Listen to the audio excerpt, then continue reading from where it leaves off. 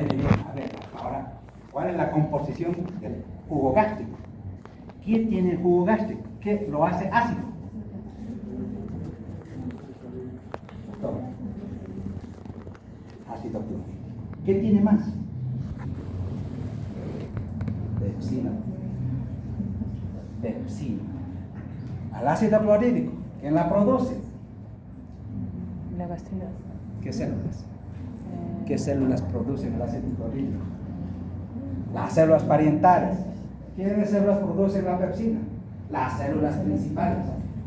Las células principales producen pepsinógeno, ¿ya? Pepsinógeno. Pero es una enzima inactiva. Requiere la presencia del ácido para ser una enzima activa, ¿ya? La pepsina es activa, el pepsinógeno es inactivo, ¿ya? Pero la pepsina, sin la mano del ácido, ¿sí?, se inactiva.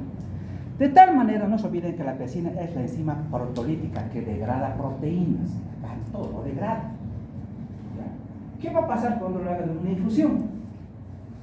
Le voy a suprimir el pH del estómago, o sea, voy a suprimir la producción de ácido. ¿Qué va a pasar en ese estómago? Se va a hacer un pH alcalino. Se dice, si el pH es mayor a 3.5, la inactivo a la PEP. Sí. No funciona. Por lo tanto, yo la necesito en la hemorragia a la pepsina inactiva. ¿Por qué? Porque toda la hemostasia va a concluir en la formación de un coágulo de fibrina. Y la fibrina es proteína. Si la pepsina no la degrada la proteína, el coágulo de fibrina se hace más estable. De tal manera que haciendo uso de ese conocimiento, y la evidencia dice así, ¿no?, que haciendo una infusión de omeprazol logro concentraciones de pH en el estómago arriba de 6, 6.5. Hemorragia.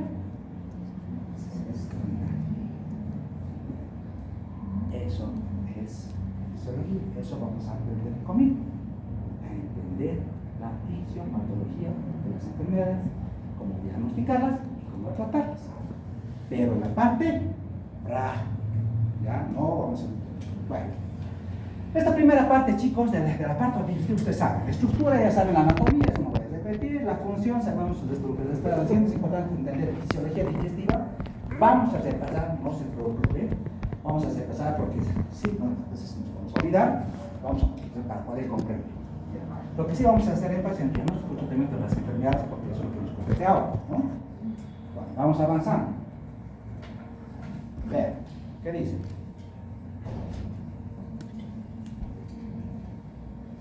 Tenemos que entender, es un poquito para entender de fisiología, para entender patología, cómo hace el organismo, el aparato digestivo, para hacer que los principales alimentos, que tienen proteínas, que tienen carbohidratos, que tienen lípidos, lleguen a dónde? A la célula. Yo tengo que saber entender cómo hace el aparato digestivo para hacer que esos alimentos lleguen a la célula y se transformen en energía.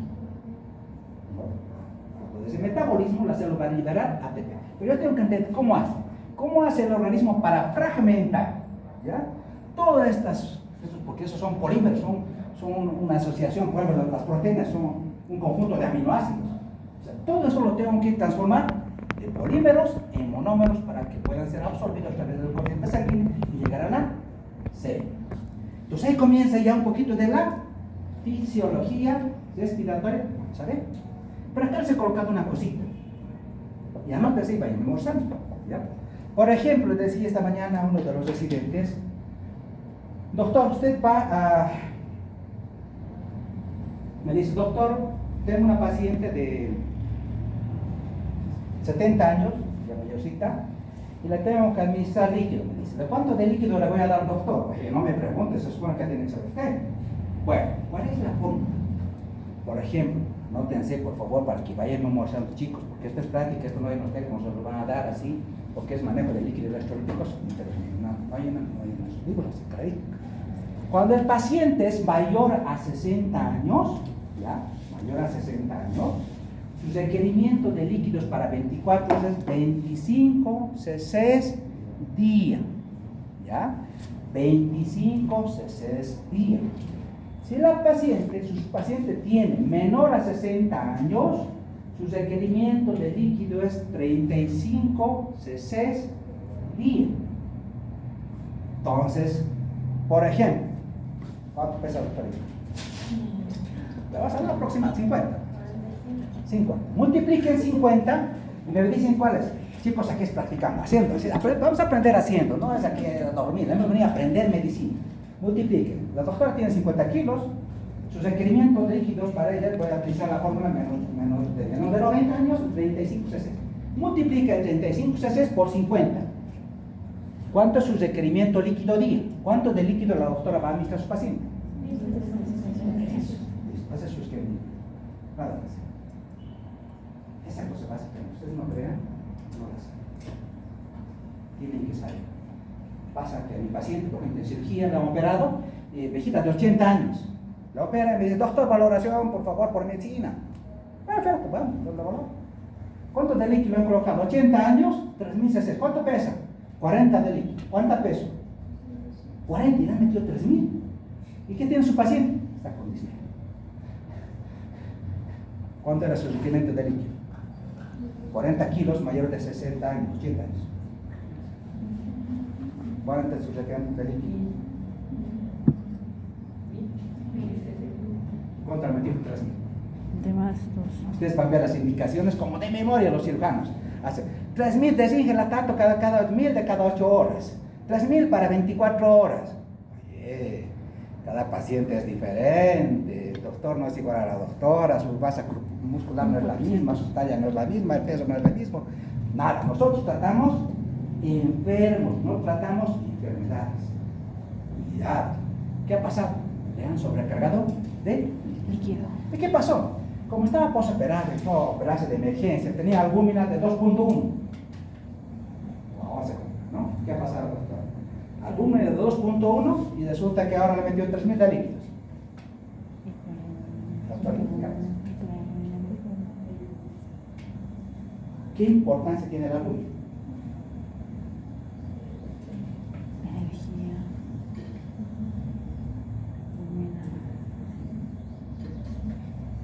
Miren, por eso que los cirujanos dicen que ustedes sean cirujanos, dicen la albúmina tiene que estar de 3.5 a 5.5, no menor de 3.5. Los cirujanos no entran a operar con menos de 3, ya, a no ser que es una emergencia, pero tienen que prever que nutrir inmediatamente porque si no, ¿qué va a pasar? Distribuyen mal los líquidos. Todo lo que usted, doctora, le coloque, se va a ir al intersticio. Claro, porque ¿quién mantiene el líquido en el vascular? ¿Quién lo tiene? ¿Quién lo mantiene y no permite que se vaya al intersticio? Porque genera una presión oncótica que evita que se salga al intersticio. Resulta que a ese paciente con 2 puntos de albúmina le han dado más de líquidos, 3.000, ¿dónde se hizo de líquido? Y le levanto la sábana, edematizados, edema de pared, disnea, desame pleural, estertores en los pulmones, ya le estaban haciendo edema pulmonar. Y se les complicó más, porque como hace un edema de pared, también, o sea, de la pared abdominal, que ha hecho dehiscencia de sutura. Una cirugía que parecía simplecita, se ha hecho complicado por no conocer los conocimientos básicos de medicina. Ahora, si tú, por ejemplo, no puedes sacarle el peso a tu paciente, peso ideal, doctor. Tiene que saber, usted es médico. ¿No? Hay peso seco, hay todo, pero el peso ideal. Muchas veces el paciente de la tercera edad está mal delgado, que no va a poder atraer. Pero yo necesito sacar su peso ideal, porque para sacarle cuánto de líquido lo va a administrar, necesito un peso exacto. No tengo el peso exacto, pero el peso ideal que me dice la OMS. Esta forma lo estamos manejando todos los días. Vamos a ver, doctora, ¿cuánto pesa usted? ¿Su talla? ¿Cuánto es su talla? ¿Uno cuánto? ¿Su talla? ¿Talla? ¿Uno cuánto? 1.55. ¿Listo? Sáquenle su peso ideal. Rápido, máquinas. Peso ideal, vamos. Talla al cuadrado, 1.55. Multiplíquenle por 2. Si es mujer, por 21.5. ¿Hecho? ¿Cuánto es su peso ideal, doctorita? Ese es su peso ideal. Mujer, 21.5. ¿Ya? Varón, 23. ¿Ya? ¿Varón? ¿Escritos? Metro al cuadrado. Esas cosas, chicos, necesitan ustedes hacer. Yo he dicho, no solamente conmigo vamos a hablar de gastroenterología, no, vamos a hablar de medicina. Veo respiratorios, veo cardíaco, veo todo. ¿Ya? Entonces, voy a tratar de transmitir cosas que necesitan saber. Bueno, entonces, anótense, vayan memorizando, con algunas sorpresas. Ah, doctor, ahora ya sé. ¿Cuánto de líquido? Ahora ya sé. ¿Cómo es su peso? Ahora ya sé. Y esto es lo que estamos manejando en terapia intensiva, estamos utilizando en el hospital para manejo de pacientes. Esto. Y esas cosas yo necesito hacer. Bueno, vamos a ver. Entonces, lo que tenemos que hacer, los nutrientes llegan a ser para producir energía. De eso se encarga el aparato digestivo. Entonces empiezo a utilizar mis conocimientos de fisiología. ¿Y qué pasa?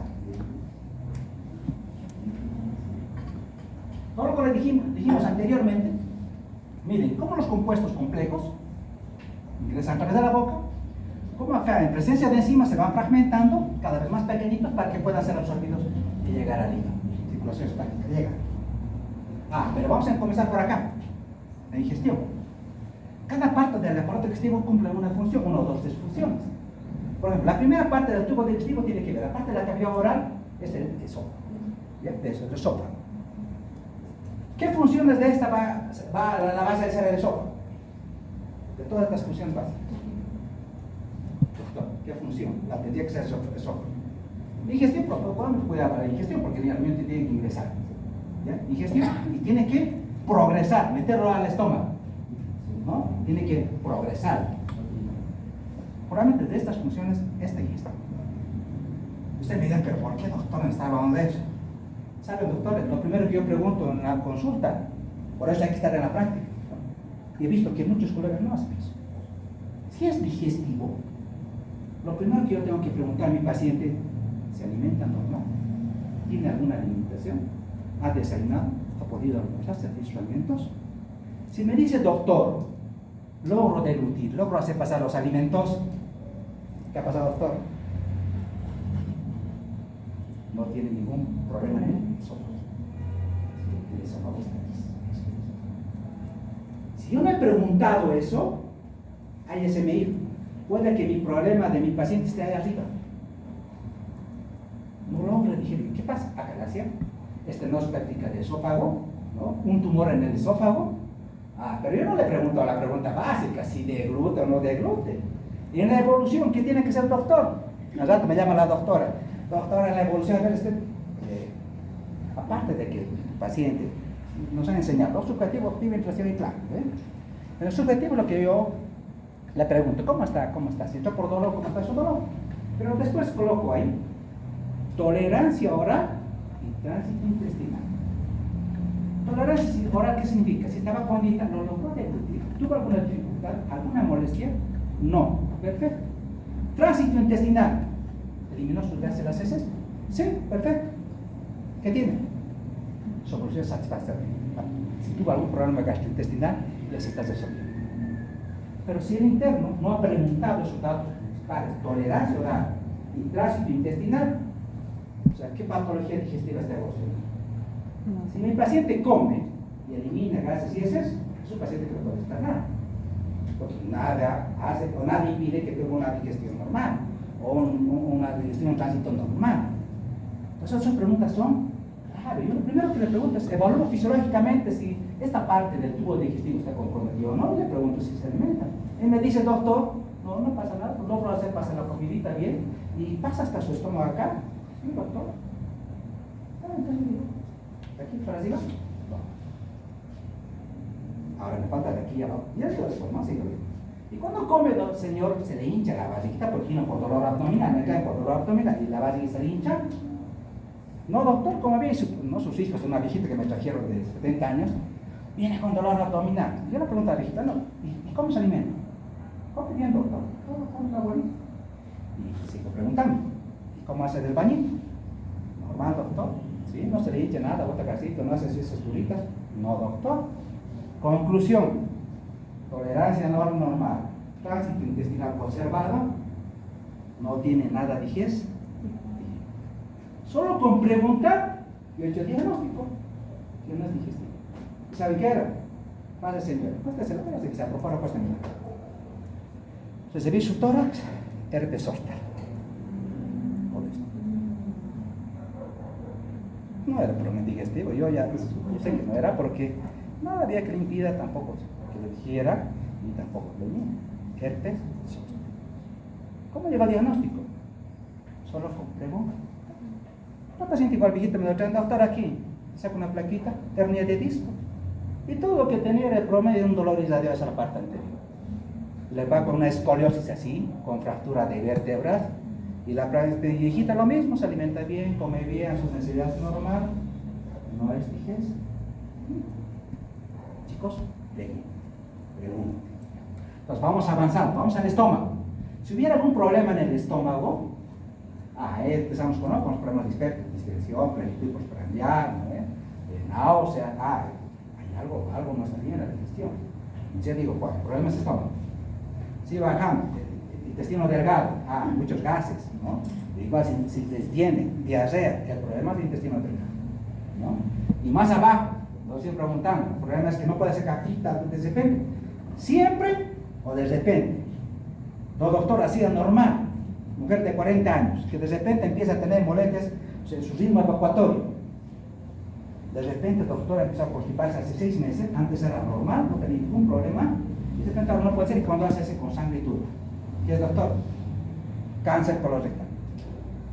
Pues es cáncer. El problema era que no podía, porque el cáncer estaba ahí en directo. Claro, si uno decía, si hace años ella tenía dificultad a constipar, puede ser que fuera chagásica o hipotiroidismo o una constipación crónica, que había que investigar. Pero en los últimos 6 meses sí empezó a tener. Entonces es algo reciente, ojo.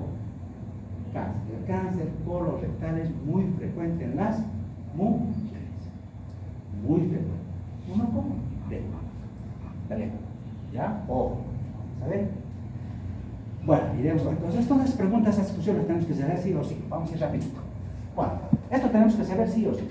De memoria. Desde el esófago hasta el ano, ¿no? ¿Cómo es el tubo digestivo? ¿Cuántas partes tiene? Lo sabe, ¿no, doctor? A ver, desde arriba, rapidito, hasta abajo. Todos los nombres. ¿Cuántas partes tiene el esófago, el estómago, el intestino delgado, el intestino grueso? ¿Cuántos esfínteres hay? Todo.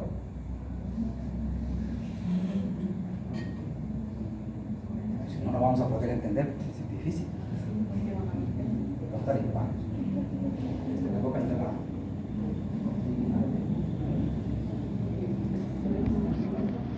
Vamos, doctor.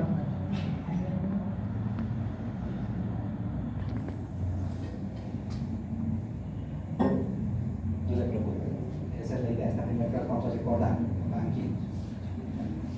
El esófago muchas veces tiene dos, ¿no? Del superior, del inferior. Tenemos dos esfínteres. El esfínter espágico superior y el esfínter inferior o cáliz. En su momento, cuando hablemos de patología, lo vamos a describir con mucho más detalle. Seguimos bajando. El estómago. En 3 partes. Hondo por cuarto. Por cuarto. O pilo. Las 3 partes del estómago. Seguimos bajando. Intestino delgado. La primera porción, 4 porciones, ¿no? Primera, segunda y tercera porción. Pero el intestino delgado se divide en 3. Duodeno y inoíno. Seguimos bajando, pasamos al intestino grueso. Y en el intestino grueso tenemos las siguientes partes. ¿Qué me dice que le falta acá? Exactamente, doctor. Muy bien. Sí, la primera parte del intestino grueso sí. Hay muchas patologías, ¿sí? Sí. Después le siguen con ascendente, transverso, descendente, sigmoides, ¿no? Después vienen todos los órganos anexos. Todos participan del digestivo, todos tienen sus enzimas. Ahí tenemos desde las glándulas salivales, hígado, páncreas y vesícula. Todo. Seguimos avanzando. ¿Cuántos esfínteres? Desde arriba hasta abajo. Dicho, esfínter esfágico superior, esfínter esfágico inferior, el esfínter pilórico. ¿Qué más le falta? El esfínter. ¿Será que hay un esfínter de orilla o no hay? El esfínter pulmonar. ¿Hay un esfínter de orilla o no? Claro, ¿no? Sí. El esfínter es una válvula, ¿no? que limita el flujo, ¿no?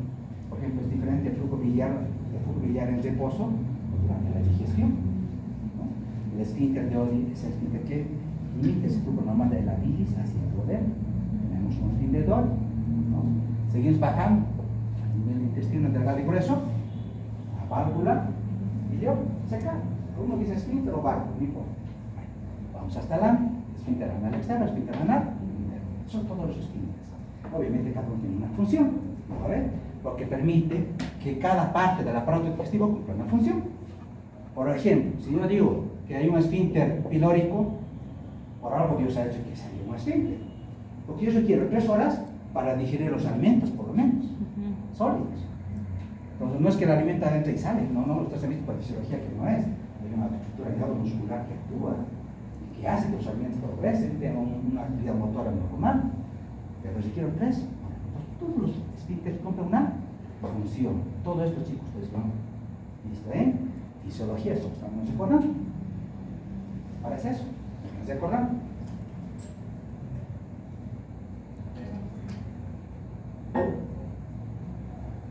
¿Qué hay?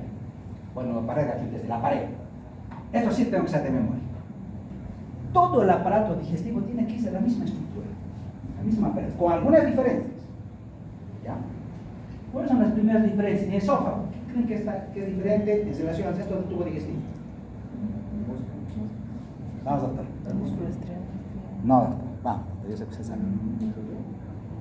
Vamos, bien. Exacto. Primero, ¿qué es? ¿Qué? Los acomodes. ¿Ya? Por eso que los cánceres se diseminan más fácil. Más fácil. Otra diferencia en el esófago, el epitelio. El epitelio estratificado. El resto del epitelio es cilíndrico ciliado. Vamos a los músculos. En el estómago, ¿qué pasa en el estómago? ¿Cuántas capas musculares tiene el estómago? 3. ¿Cuáles son, doctor? Muy bien, la base exterior y el oblicuo. Perfecto. Muy bien. Como Diosito es tan grande, es tan sabio que lo ha hecho así, ¿no? Miren, a todos les ha dado 2 capas, pero al estómago le dio 3 capas, un oblicuo interno. ¿Por qué? Porque tiene una función de recepción, tiene que distenderse para recibir el contenido que llega de eso. Bueno, seguimos avanzando. Esa es la única diferencia. Después tienen lo mismo.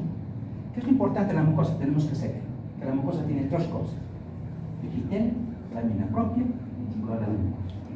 ¿Por qué es importante que sepan esto? Porque vamos a hablar de cáncer, vamos a hablar de lesiones de la mucosa que comprometen toda la pared, o el cáncer ha ido hasta la submucosa o ha atravesado toda la pared. Entonces yo tengo que saber qué partes tiene la pared del tubo digestivo. Entonces, mucosa, submucosa. En la submucosa todo está el flujo sanguíneo, nervioso, glándulas, arterias, venas, linfáticos, submucosa. Miren, y el plexo nervioso. ¿Qué plexo nervioso se llama? ¿Esofágico? Meister, que tiene que ver con la secreción de las glándulas, ¿no? Como en la mucosa de glándulas, entonces este plexo nervioso hace que también, por efecto parasimpático, secrete o inhiba su plexo nervioso de Meister. Y después tenemos entre las 2 capas musculares, que le da el peristaltismo es el plexo mientérico de Auer. ¿Crees usted que es importante, por ejemplo, el peristaltismo? El peristaltismo, chicos, hemos dicho que es un mecanismo de defensa del aparato digestivo. Y clínicamente, ¿cómo lo podrían identificar ustedes?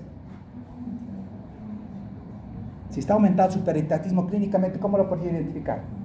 Como un cólico. Como un cólico. Por ejemplo, como es músculo liso, tenemos 3 tipos de cólicos. El primer cólico, ¿cuál es? El cólico biliar.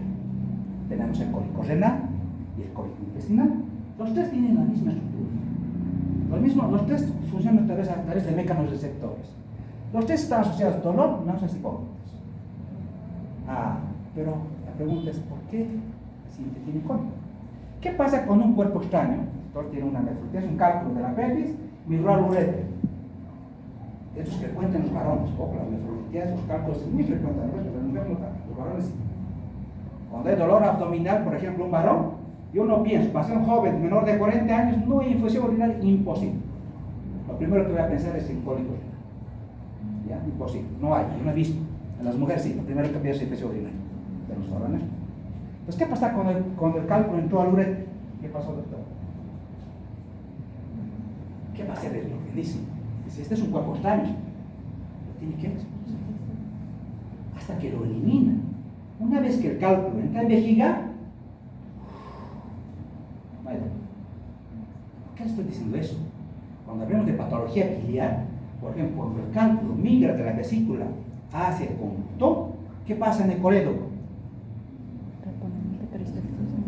Primero, con los alimentos, la vesícula se contrae, por el efecto de la colesteatina y se va a contraer. El cálculo sale al duodeno. Y el duodeno dice, esto es un cuerpo extraño. Sus receptores, vamos a ver, de mecanos receptores de distensión, ven un cuerpo extraño. Dicen, es un cuerpo extraño, lo va a expulsar. O sea, lo va a hacer progresar. El 80%, chicos, de los cálculos se eliminan. El 80%. Pero dependerá del tamaño del cálculo, se queda en la vía biliar y ocasionan obstrucción. Pero si yo no sé la evolución, ¿pero para qué me está indicando el doctor? Chicos, primero son clínicos ustedes.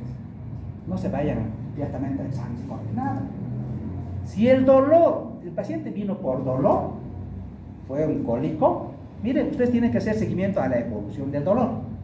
Si el dolor comenzó, el cálculo fue progresando, colédoco distal, esfínter de Oddi, ¡prum! Duodeno.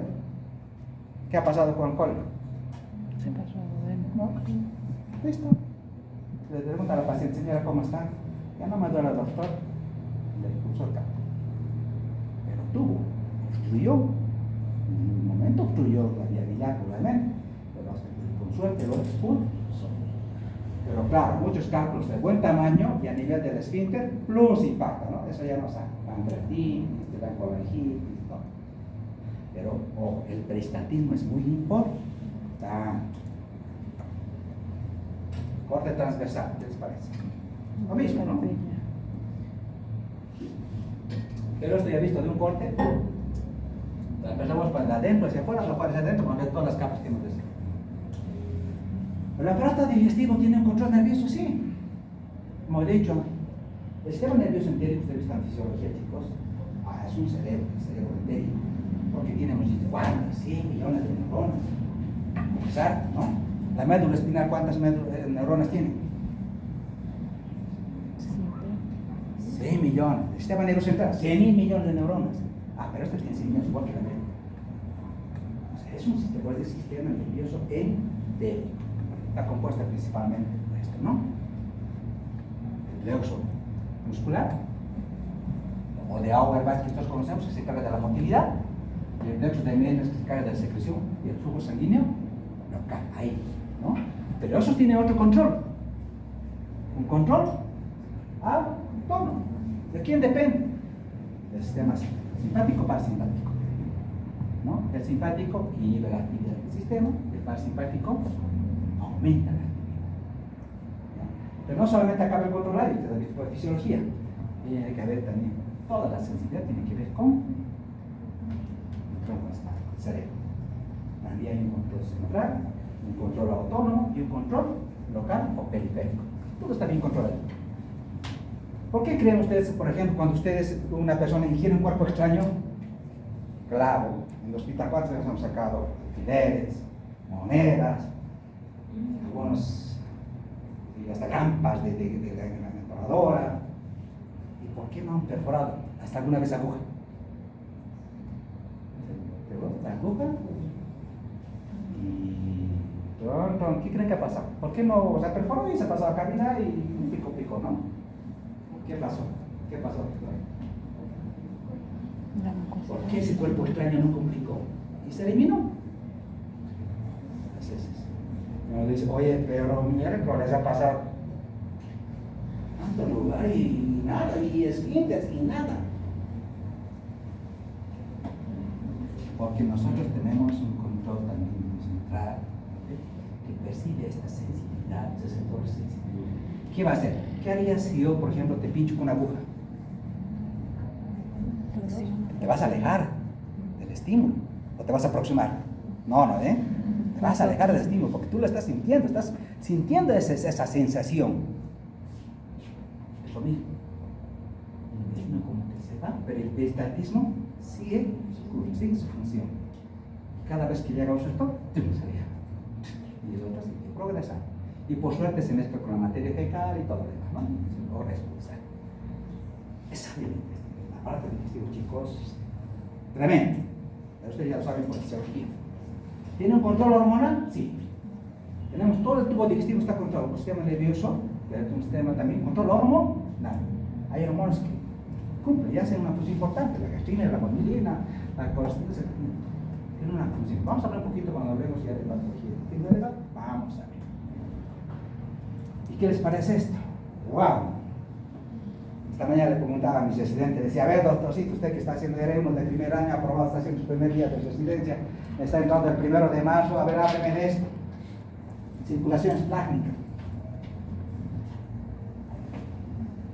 Primer año de residencia. Aprobado con 90 y tantos puntos. Está haciendo. Y le pregunto, no sé.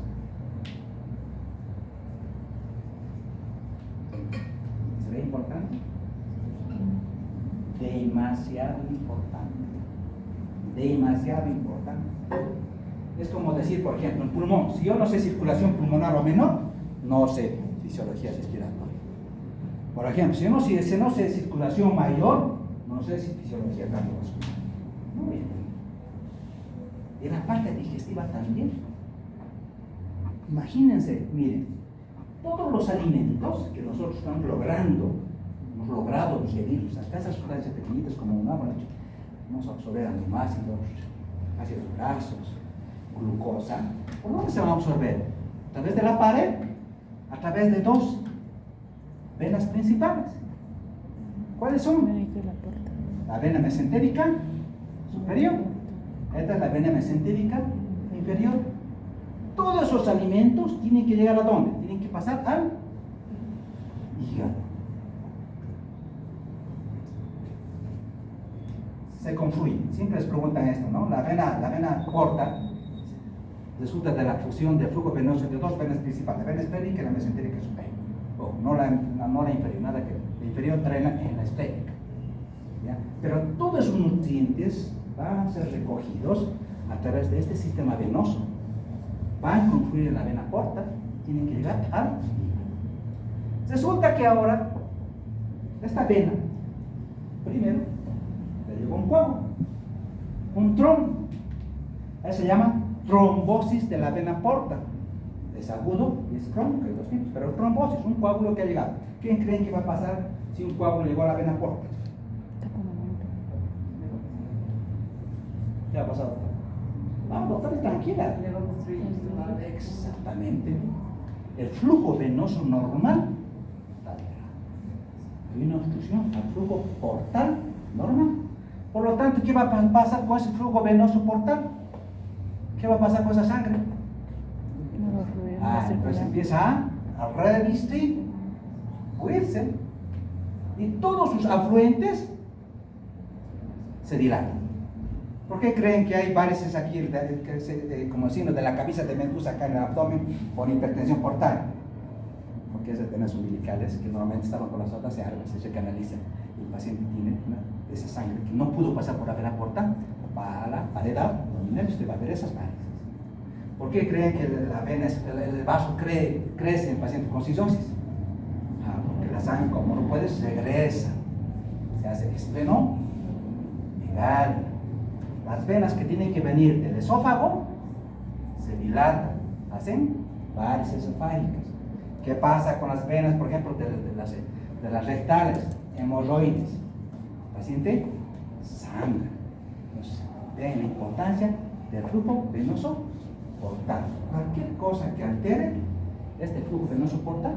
El otro día me mandó una paciente de Oruro, decía, el paciente con abscesos hepáticos, con vía biliar normal, y uno dice, ¿de dónde son los abscesos? Ojo, miren, la paciente, imagínense la importancia de esto, tenía una diverticulitis. Tiene que son formaciones saculares en el colon, ¿no? Divertículos, saquitos. Pero eso se puede infectar, se pueden dar abscesos. ¿Qué ha pasado? Así como los nutrientes se absorben en el intestino, todos esos gérmenes se han absorbido a través de la porta. Ha hecho una trombosis séptica de la vena porta. Eso se llama periflebitis. Trombosis séptica de la vena porta. Y los abscesos que tenía el paciente era por este problema. ¿Y cuál era el problema más? Estaba aquí abajo, en los divertículos. Claro, ustedes dicen, todos los, también, así como se absorben nutrientes, se absorben también bajo. Heridas. Por eso el hígado tiene un sistema inmunológico humoral y celular.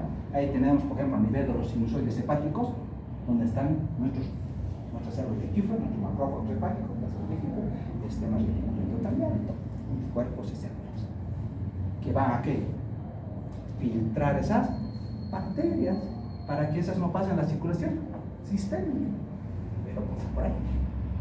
Por lo tanto, es inconcebible que un estudiante de gacho no sepa poco bueno soportar, que no sea la circulación esplácnica. Entonces, circulación esplácnica se refiere a todo el flujo sanguíneo del tubo digestivo más el proveniente del vaso, páncreas y hígado. Eso es circulación esplácnica.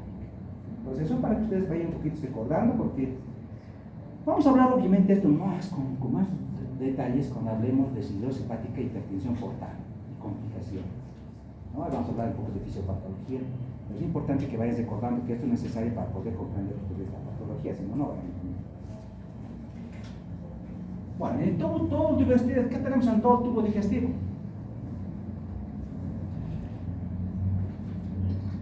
Que nos permiten digerir todas las enzimas, ¿no?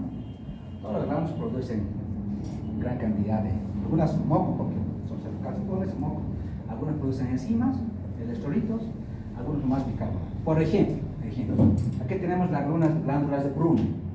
Las glándulas de Brunner están en la primera porción del duodeno. Estas glándulas producen un contenido de tipo alcalino, un jugo de tipo alcalino. Secretan mucho bicarbonato. ¿Por qué creen que es importante eso en fisiología? Porque estas glándulas ubicadas ahí, en la primera porción del duodeno, secreten principalmente bicarbonato. ¿Qué hace que ese lugar es un pH hacia la desierta? ¿Por qué? Porque el contenido del estómago es ácido.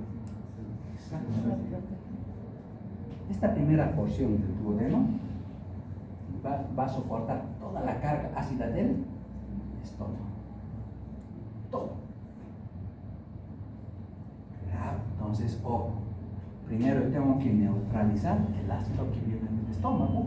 Para eso tengo que sacar un líquido alcalino rico en bicarbonato para neutralizar ese ácido. Además, las enzimas que van a venir a actuar después del páncreas actúan en un medio alcalino, se inactivan en un medio ácido.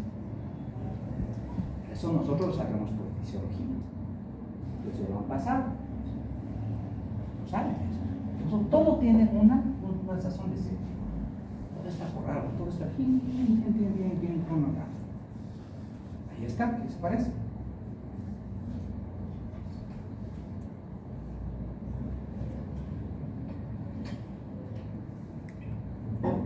Por ejemplo, es un gráfico sacado de acá. Esto me parece muy importante. Primero que ustedes deberían saber esto. Tenemos que saber esto.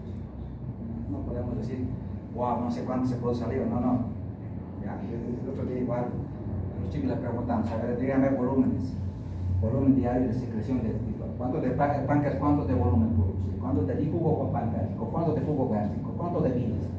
Si yo no sé estos volúmenes, ¿cómo voy a poder cuantificar débitos? ¿No? Por ejemplo, si está obstruida la vía biliar acá, por alguna razón, le han colocado un dren en la vía biliar, un drenaje percutáneo. La bilis está saliendo por acá. Entonces, yo sé que la cantidad de bilis que produce mi organismo es 1000 cc. Y para saber si hay una recanalización, tengo que ir cuantificando el débito todos los días, ¿no? Si la cantidad del débito al principio puede ser 100 porque todos estén por afuera, y si el paciente logra permeabilizar su vía biliar, el débito cada vez va a ser menos, ¿no? Entonces ya no va a ser, el segundo día será 800, 600. Significa que la vía biliar se está permeabilizando, pero debo conocer volúmenes, debo conocer pHs. Si yo no conozco pHs, volúmenes, no voy a entender patología gástrica. Es de fisiología, pero necesitan saberlo. Por favor, se los voy a dar, repásenlo. Necesito que comprendan para entender la patología. Bueno, esto también. De todo, acá este gráfico miren, todos los líquidos que producimos, casi todo se absorbe. Todo más lo que ingerimos, que es 2300, todo, 9.3 litros. Se absorbe en el intestino casi todo, 9.2 litros. Solamente se elimina por día 100 cc de líquidos. En las heces 100 cc nada más. Todo lo que ingerimos se elimina. Líquidos. Esta mañana le preguntaba a la misma residente que me preguntó, ¿no? ¿De cuánto de líquido le voy a dar, doctor? Ahora ya saben cuánto. ¿Cuánto es, doctora? Dependiendo de su edad. Eso. 6 kilogramos peso día. Menor a 60, 35, 25, 35. Perfecto.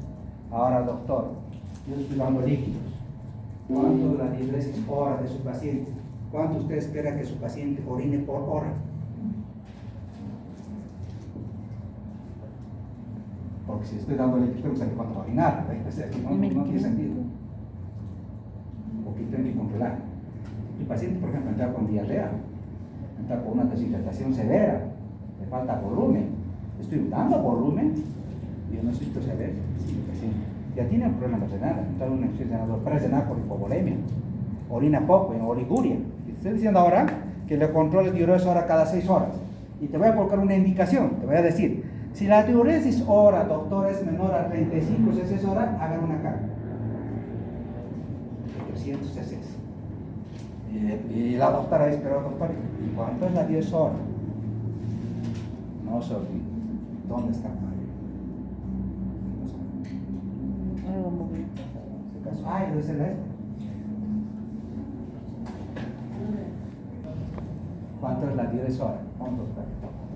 1200. 10 horas. ¿Cuánto 1500. es la cantidad de orina que tiene que tener su paciente? Diuresis hora.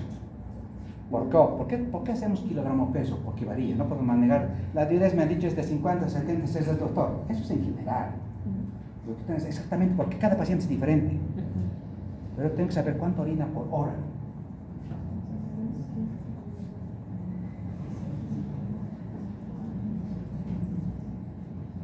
$0.5 a 1 cc kilogramo peso. Tienen que saber. Chicos, medicina. Hemos venido a hacer medicina. Les he dicho, no les voy a hablar solamente de gastro. No, les voy a hablar de todo. La manera que cuando ustedes aprenden, vayan a la práctica, doctor, saque presiones con eso. Si la doctora, por ejemplo, el doctor tiene 70 kilos de peso, ¿cuánto es su diuresis hora del doctor? La diuresis máxima, ¿cuánto es del doctor? ¿Dije doctor? 70. 0.5. 70. ¿Por 70? ¿Cuánto es la diuresis mínima? 35. Si yo sé cuánto orina, ¿por qué le decía esto? Por ejemplo, la diuresis es importante. Porque antes para medir presiones, volumen de la presión venosa central, la presión en cuña, ahora ya no se tiene eso. Ahora hay dos parámetros para medir volumen y para medir perfusión. Uno de los parámetros que se utiliza actualmente para medir perfusión, vuelvo a decir, si un paciente de 70 kilos tendría que orinar 70 cc máximo, bueno, pero lo mínimo que tiene que orinar 35 cc hora, lo mínimo. Si mi paciente orina 40, 50 cc, tranquilo, ya tranquilo. Es lo mismo, me decía, sí, esa pacientita me decía, doctor, esta mañana, mi hijita de 80 años, doctor, 40 kilos. ¿Sabe cuánto estaban? 3.000. Ahora, kilo peso ideal. Saca, ¿cuánto? Le toca al doctor 1.400. Diferente, ¿no? Ahora, ¿cuánto le va a dar? Solamente 3.400. Pero, ¿qué es su presión? Presión frecuencia cardíaca. Porque si ha perdido el volumen, puede dar un poco más, pero eso depende mucho de su estado hemodinámico, ¿no? Depende de cuánto ha perdido. Pero en general, para no darle más ni menos, le doy lo mínimo que necesita, sus requerimientos, le debo dar. Para no sobrecargarle, me guío en la diuresis. Si está muy inestable, le digo control de diuresis cada 2 a cada 4 horas. Si no más mi paciente es estable, cada 6 horas.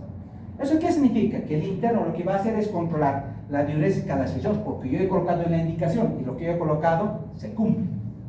Si no se cumple, se aplaza, ¿no? Y así. Entonces, cada 6 horas el interno me va a cuantificar. Sí, doctor, en 6 horas tenemos 500 cc. Divídele ahora, doctora, 500 cc dividido en 6 horas. ¿Cuántos son 10 horas? Si en 6 horas ha orinado 500, le voy a dividir 500 entre 6 horas. ¿Cuánto es? 83. Ah, entonces parece que esto, si mi meta era 70, le estoy dando un poquito más. Ah, cuidado, ¿no ven?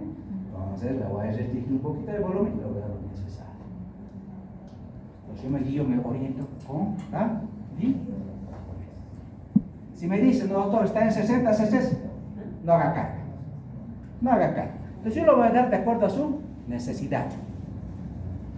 No es chicos, dale 1000, 3000, eso no es hacer medicina.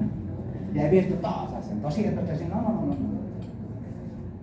Al paciente hay que tratarlo diferente por su patología, por su estado hemodinámico, por sus comorbilidades, por su edad, por su peso, es diferente. Ayer en la residencia me dice, doctor, tiene pancreatitis mi paciente. Y resulta que, sí, ¿qué tiene? Pancreatitis aguda leve. Sí, le estoy dando omeprazol, le estoy dando metoclopramida cada 8 horas. Y le estoy dando a sus líquidos 50 cc hora. Uy, 50 cc hora. ¿Qué edad tiene? 40 años. Doctora, nos vemos la próxima semana, vaya a descansar. Una pancreatitis aguda leve. Primero, que no está solo. El paciente está en estado. No necesita el líquido. Imagínense, una paciente de 60 kilos, coloquémosle 50, le está dando 50 cc hora, multiplíquele 50 cc por la cantidad de líquido que le está dando, está sobrecargando. Si la paciente está estable, la pancreatitis es leve, no ha habido proceso inflamatorio que haya extravasado líquido, nada que ver. Entonces la paciente le pregunta al doctor, ¿está alimentando bien? Sí, doctor, tiene tolerancia a la normal, está con dieta tránsito. ¿Y qué tiene sentido darle procinéticos? Doctora, ¿por qué le está dando metoclopramida? ¿Está alterado algo? Si su paciente no vomita, no tiene distensión abdominal, tiene tránsito normal, sáquelo, no necesita procinéticos. Le estoy dando omeprazol cada 2 horas. Su paciente es de 40 años, tiene factor de riesgo, tiene úlceras, ¿no? Tiene algún antecedente péptico, y le está diciendo, ¿por qué omeprazol y por qué no más ranitidina si quieres algún tipo de protección? Retírelo. ¿Qué paciente? No necesita nada, coloque un calmante. Paracetamol, Peret, listo. Opérenlo mañana a su casa. ¿Cuál es el nombre de los medicamentos que puede comer? ¿De forma? De que dijiste, en vez de utilizar los tratadores, utiliza otro. Los nombres. Ah, de omeprazol. Sí, el otro. La ranitidina. La ranitidina lo utilizamos un poco. No lo vamos a compartir con, no se preocupen, pero la potencia es menor. Obviamente tiene diferentes mecanismos, lo vamos a comprender en su momento cuando hablemos de patología digestiva. Pero lo que quiero es decir que, chicos, las cosas se utilizan con criterio clínico. No es a la que así he hecho un primer paciente, así voy a ser el segundo, así voy a ser el tercero. No. Cada día es diferente. Lo que ayer estaba indicado, hoy probablemente no necesita nada. Ayer porque me lo colocaron así todo, cantidad de líquidos. Hoy mi paciente tolera bien. 0 líquidos, no tiene vómitos, fuera metoclopramida, no tiene problemas pépticos, fuera omeprazol, le doy nada, paracetamol perenne. No necesita nada. Estoy viendo la evolución. Le hemos operado porque tiene una colelitiasis y hoy está anulado. Entonces, pusieron sus síntomas, su evolución, su evolución de las indicaciones. Entonces, hagamos medicina, ¿no? Pero bueno, esta acá que se ha colocado, necesito que sea con balance, chicos. ¿Ya? Ingresos, egresos, balance. Siempre tenemos que hacer a esto, ¿no? Si entra 2.500, 2.500 salen. Si es la misma cantidad de líquidos que salen a los que entran, estoy hablando de un balance neutro. Es lo que todos buscamos, ¿no? Mi. Por lo menos que esté cerca, pero que no haya un balance positivo. El positivo significa que el paciente tiene más líquido del que elimina. Entonces yo debo preocuparme. El paciente está haciendo balances positivos. o le has dado mucho líquido, o tiene algún problema que está haciendo que no orine adecuadamente, tiene una diuresis. Balance positivo.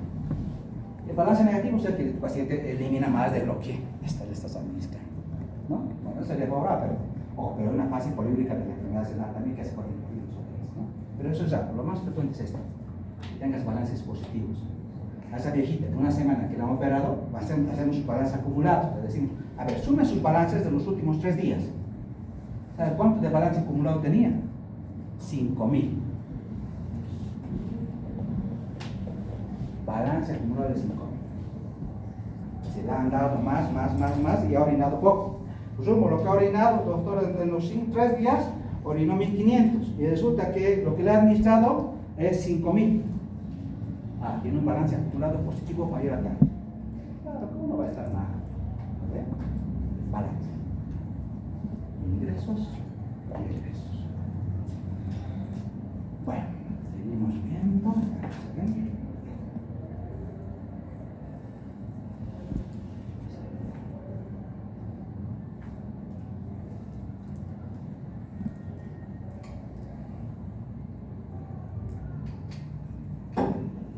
Esto es para ver un poquito todo.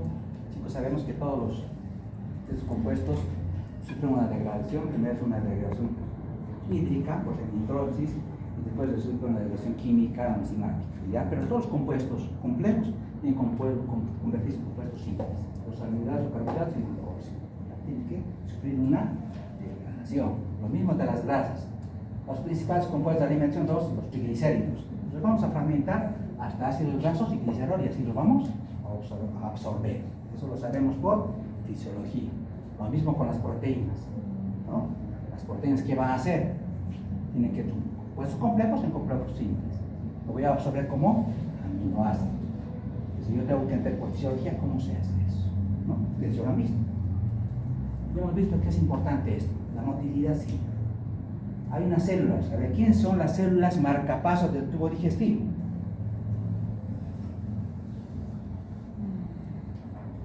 Así como en la parte cardiovascular tenemos unas células acá, pero hay una célula. En fisiología ustedes también han visto. En el nodo sinusal hay las células, ¿no? Que marcan el ritmo del corazón, la contracción del vaso del corazón. Las células del nodo sinusal, que marcan cuántas contracciones se va a tener ese corazón, ¿no? El nodo sinusal que comanda. Pero en el aparato digestivo, ¿qué célula comanda? Las células intersticiales de las células intersticiales de Cagal. Cuando hablamos un poquito de fisiología, de patología motora del aparato del estómago, vamos a hablar ahí. Porque hay nódulos, por ejemplo, que controlan el perfil que está entre el fondo y el cuerpo. Ahí están las células intersticiales de Cagal, que van a controlar todo el crestatismo también. Pero ojo, acá también vamos a ver. Y hemos visto, por ejemplo, ustedes han visto esto por fisiología, todos los alimentos. Miren, ¿cómo el organismo ha hecho? ¿No? Como un intestino grueso. El lugar donde mayor se absorbe es el intestino delgado. Pero anatómicamente, ¿qué ha hecho el intestino? Ha ampliado su superficie de absorción. ¿Y para eso qué ha hecho? Tener pliegues, ¿ya? Vellosidades y más, microvellosidades. Entonces, esa capacidad de absorber la mayor cantidad de los alimentos. Por eso es que todos los alimentos se absorben en el intestino delgado, porque tiene una capacidad y está hecha para eso, casi 1000 veces. Wow. 250 metros de la superficie de una pista de tenis es alto, ¿no? Y eso ustedes ya lo han visto por fisiología.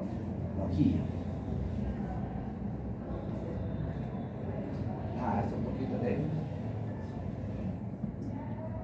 Saca una foto, doctor, porque el lunes va a hacer una práctica, esto lo van a preguntar su práctica.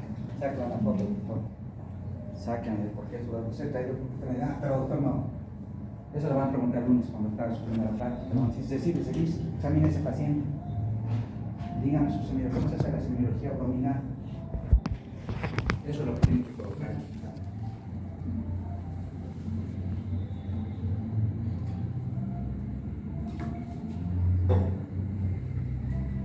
¿Por qué? Si ustedes ven la semiología, ¿qué cambia, no? Doctorita, ¿qué cambia? ¿Qué le parece esa semiología? ¿Será igual a la respiratoria? ¿Qué ha cambiado? ¿Qué cambia en la semiología abdominal? Y eso siempre se pregunta en la práctica de 1 a 2 horas antes. Y yo les voy a preguntar. No sé quién me tocarán con ustedes, porque desde lunes hacen prácticas. Les voy a preguntar esto. Hábleme de semiología abdominal. Porque usted no me puede tocar pacientes si no sabe semiología abdominal. Ustedes no se enseñan. Ya han pasado con buenas notas, ¿no? Sé que tienen que hacer bien las cosas. Ojo. Cambio. Inspección. Bueno, acá primero está la oscura. No está la percusión para ganar. Aquí está la oscura. Cambia el orden del sangre, ¿no? ¿Por qué se colocaba? Se me doctor. Chicos, esto sé que ha colocado porque yo también investigo, busco y traigo cosas que realmente les sirven. ¿Por qué? Porque he visto esa deficiencia en mis internos y mis alumnos. ¿Qué pasa? Le digo, a ver, colóqueme de la semiología, ¿qué es la institución que está encontrando? Esto es lo que normalmente debía ver, debían ustedes describir de esta manera. ¿Qué dice? Lea fuerte, doctor, la expresión. Abdomen plano simétrico, con musculatura bien desarrollada, masas o pulsaciones no visibles, ni dolor o profusiones con la respiración espontánea ni con la tos provocada, piel intacta, sin lesiones. Así tendría que estar descrito una semiología abdominal normal. Así se describe. No es solamente una cosita, no. Tengo que ver. Por eso yo tengo que decir. En medicina, chicos, ustedes tienen que explotar exprimir todos los conocimientos que hasta ahora nos han adquirido. Oncología, semiología, todo. Ahora, porque ya mañana pasado lo van a poner en la práctica. Ya van a estar con pacientes. Entonces ahí tienen que colocar de esa manera. ¿Ya? Primero, ¿cómo lo veo? Si el abdomen puede estar protruido, el abdomen puede estar distendido, el abdomen puede estar asimétrico. Por ejemplo, cuando estamos con vórculos, una parte del abdomen está aquí y el otro está aquí. O que está con ascitis, el abdomen se junta el líquido, se viene aquí y el gas se sube arriba. Entonces no es igual, ¿no? Entonces yo tengo que decir de esa manera, si plano, la postura distinguir, ¿no? ¿Expresos de qué? Si es simétrico o asimétrico, digo. Porque si el paciente ustedes ven es asimétrico, ya están haciendo un diagnóstico de una patología de intestino, no es intestino, pero hay algo ahí. Pero ¿cómo está haciendo diagnóstico? Solo con B. Solo con B. La musculatura, si está bien desarrollada, perfecto. Masas, a veces hay pulsaciones que podrían ser visibles, como rimas de ahorro. Pues ahora a veces, excepto los pacientes más flaquitas, ustedes podrían ver esto, ¿no? En un momento no se ve, pero hay que colocarlas, ¿ya? Ni dolor o presiones, y tiene unas respiraciones espontáneas. Porque el paciente puede tener una respiración dificultosa, puede tener algo, ¿no? Porque muchos de los pacientes que tenemos en el gastro no solamente tienen por pancreatitis o vienen porque tienen hemorragia digestiva o hepatópatas. El otro día podemos tener un paciente con hepatitis, una hepatitis aguda así fulminante, descompensada, y que la descompensó un tromboembolismo de pulmón. Un coágulo se fue allá y descompensó al hígado. Y le hemos anticoagulado y el paciente, pero ese paciente, miren, ha entrado hasta una albúmina de 8.9, estaba así, como un sapito. Claro, tenía una insuficiencia hepática aguda, las albúminas se han bajado, y el paciente ha distribuido más rápido, estaba así, dice, hasta aquí arriba, un pulmón nomás se veía, lleno de líquido, lleno de... se va a morir. Gracias a Dios logramos dejar a la causa. Era un trombo que estaba descompensado, que hemos hecho anticoagulado y empezar a caer el líquido. Respiración simple, patología concomitante. La auscultación. Cuando vayan ustedes a auscultar, no ausculten así. No está haciendo mal. Concéntrese, doctor. Escuche un minuto. En los 4 cuadrantes. Acostumbre a escuchar ruidos normales y patológicos. Cuando es hiperactivo, cuando es hipoactivo. Yo solo escuchando he hecho diagnóstico de muchos cuadros infecciosos en evolución. De repente dice, doctor, no se tiene dolor, no tiene diarrea, pero tiene dolor en el estómago. Si tiene dolor en el estómago, tiene un cólico, pero todavía no tiene diarrea, pero el paciente te dice, tengo dolor. Entonces, busca la causa. Y cuando lo examino, y en los 4 cuadrantes, tiene un hiperperistaltismo, un peristaltismo aumentado. Este paciente me está incubando un cuadro infeccioso, ¿no? Tal vez solamente no pasajero, quien lo quiera, o puede parecer indeciso, pero hay algo. ¿Cómo me da cuenta? Solo escuchando un minuto y en los 4 cuadrantes. No los quiero ver escuchar a ustedes ahí. Así no tiene nada. Escuchen, concéntrense, aprovechen su semiología. Eso les va a ayudar a respirar. Ayuden, acostúmense como a escuchar pulmones. Si no practicas, no vas a aprender. Todos los días escuchar. Después va a ser fácil cuando un lado no ventile. Este paciente tiene examen pleural. Porque ya has educado a tus oídos. Ya has educado a tu oído a escuchar la semiología abdominal. Escuchen. 4 cuadrantes. 1 minuto.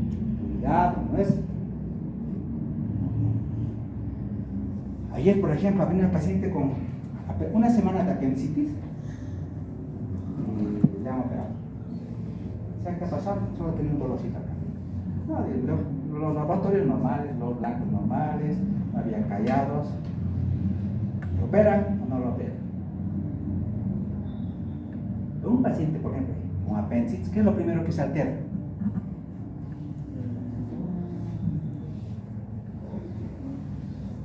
Dentro de los criterios, por ejemplo, que vamos a hacer los criterios de amparado mixto de apendicitis, no una cirugía mixta, pero no es que apendicitis, una primera alterar es la alimentación. El paciente tiene hiporexia o anorexia, no se alimenta. Lo primero que le vas a preguntar en la mañana, doctora, ¿se alimenta esta mañana? Los pacientes, no te va a decir, sí, doctor, tiene un abdomen agudo ginecológico. ¿Tiene dolor acá? Su abdomen agudo sí tiene, porque hay dolor, está irritado el abdomen, le duele. Pero yo le pregunto una sola cosa. ¿Se alimentó o no se alimentó? Me dice, doctor, el día desayuné. Su problema es ginecológico, no es gastrointestinal. Pero si la doctora me dice, esta mañana, doctor, no lo tolero, todo lo que como lo devuelvo, su patología digestiva es por la relación que tiene apéndice con el tubo digestivo. Porque la parte ginecológica, ¿qué tiene que ver con el tubo digestivo? ¿Cómo se alimenta normal? Pero yo he preguntado. Y me he dado cuenta que su problema es ginecológico. Bueno, esto, cuidado, la percusión también es importante, la palpación, la palpación, chicos, siempre yo sugiero, gánense la empatía de sus pacientes. Esta mañana, por ejemplo, le han suspendido a una residente por un mal examen realizado sin haber comunicado al paciente, ¿ya? Y de la manera como lo he hecho. ¿Qué pasó? La paciente se ha quejado. ¿Y qué pasó? Resulta que el paciente entró con hemorragia digestiva alta. Claro, cuando entró con hemorragia digestiva alta, lo que tienen que hacerlo todos los días es un tacto rectal para ver cómo están las características de las melenas, ¿no? Si sigue siendo negro, cafecito y hasta amarillo. ¿Y entonces qué les parece a ustedes? La paciente viejita de 60 años dice, doctor, llorando, ¿no? Entró la residente, dése la vuelta. Uy, y la señora con lágrimas. Doctor, eso. Y tenían razón, sus hijos han hecho un alboroto. Y a esa sesión la han suspendido una semana. Porque lo que le vas a hacer a tu paciente, comunícalo. Señora, le voy a hacer este examen consiste en eso, me va a colaborar, por favor. Diferente, ¿no? Aquí. Ni siquiera, doctor, ¿sabe lo que ha hecho la serie? Dése la vuelta. Y he sentido algo que me está metiendo por la cabeza. No se hace eso. Comuníquenme, examinen. Siempre cuando ustedes van a hacer un paciente, siéntense. El doctor Taz, miren que les van a dar una información que ni se imaginan. Van a entrar en confianza, te van a poder contar, se van a dejar examinar.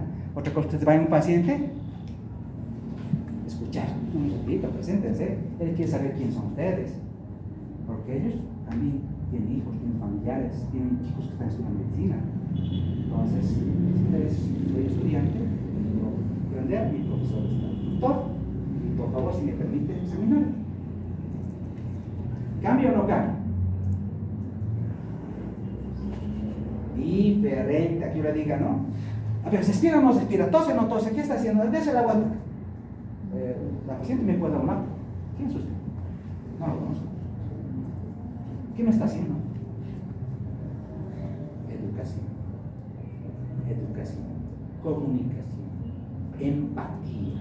Empatía con el paciente. Chicos, si quieren ser respetados, respeten. Y el paciente es lo más sagrado que tenemos. ¿A ustedes les gustaría que le hagan eso?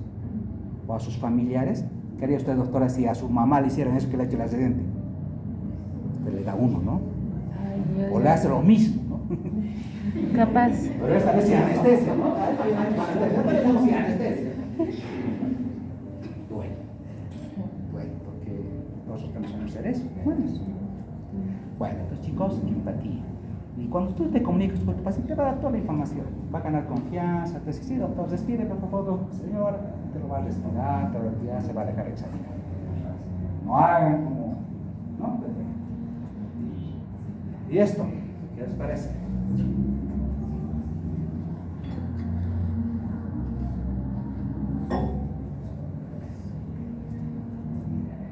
Crimen si no es esto. ¿No, doctora? Entonces vamos a hacer práctica. Lo primero que le voy a preguntar es semiología abdominal, división topográfica del abdomen, órganos que se encuentran en diferentes cuadrantes. ¿Cómo me puedes examinar si no sabes esto? ¿Qué dice el doctor? Concebible, ¿no? No puede. ¿Cómo puedes meter manos si no sabes esto? Si estoy palpando, no sé qué órgano estoy examinando. No puedo. Ustedes no deberían hacer un examen si no saben esto. No deberían. Para el lunes de memoria, les van a preguntar su práctica. ¿Ya? Y si saben, antes de que les pregunten, mejor. Si el doctor le dice, doctora, la semiología obviamente consiste en estos pasos: esa impresión, auscultación, percusión, la división topográfica del abdomen es este doctor, se divide en 4 cuadrantes, estos cuadrantes se proyectan estos órganos. El doctor te ¿de qué universidad está viniendo? ¿De San Simón o es de dónde? Es que todos los San Simón son buenos, ¿no? No, acá también hay buenos. Tengo residentes de las privadas. Ustedes son mucho más inteligentes que también ellos. Yo he venido, chicos, acá por eso, no por la plata, no me interesa. Me dirá, pero al doctor no me interesa. Pues tengo los cursos, me gusta semiología, explico con los chicos, pero me gusta que hablar de semiología, estoy dando materia de semiología y endocrino también, porque me encanta la medicina. Y me encantan mis pacientes, pero también me exijo. Y en medicina, a nosotros nos pagan, ¿por qué? Leer. Usted tiene que meterse a la cabeza que usted va a leer ahora, siempre, hasta el último día que esté acá. A usted le paga por leer. Tiene que actualizarse, tiene que investigar todos los días, mañana, tarde, noche. Probablemente lo que le estoy diciendo no es suficiente. Investigue, averigüe, esfuércese. Es personal. No espere que otros estudien, se lo lean. No. Medicina es competencia. Usted va a competir con el doctor, con la residencia, con el doctor. Los doctores van a competir los dos. Ahí es quien sale más. Pero es desde ahora.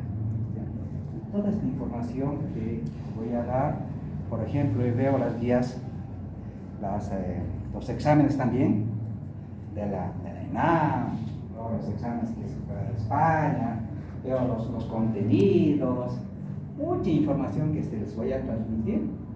También está pensando en eso, pensando que ustedes van a postular su examen y que lo van a poder pasar sin ningún problema. Pero necesito que lean, necesito que lean, chicos. Bueno, entonces la próxima comenzamos con patología del esófago y comenzamos con todo eso, ¿ya?